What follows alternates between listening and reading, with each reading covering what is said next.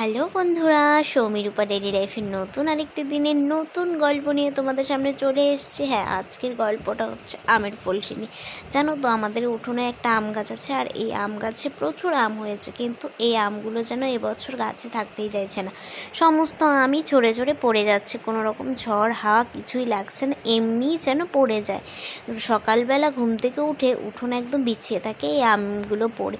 আমগুলো মাঝারি সাইজের হয়েছে, বড় তো সেরকমভাবে এখনও আমগুলো বেশি একটা বড় হয়নি, কিন্তু ফলসি দেওয়ার মতো হয়ে গেছে।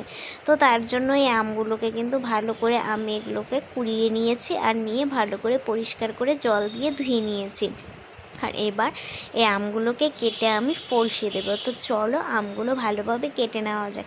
আর বলো তো কি, এখন তো ফলের গাছ বিরল, দেখতেই পাওয়া যায় না। আর এই গাছটা বারবার করে বলা হচ্ছিল, উঠোনে যেহেতু আছে, ঝড় বৃষ্টির দিনে হয়তো ঘর ঠরের মাঝে পড়তে পারে, তার জন্য কেটে ফেলার জন্য। কিন্তু তোমাদের দাদাভাই তো একদমই একগুঁয়ে, বলো তো কি, ও আবার একটু ফল টল খেতে ভীষণই পছন্দ করে। তার জন্য বলছে, আম গাছ তো দেখাই যায় না, এই একটাই গাছ আছে আম গাছ, তো এটাকে আমি কাটতে দেবো না, আমি আম খাবো।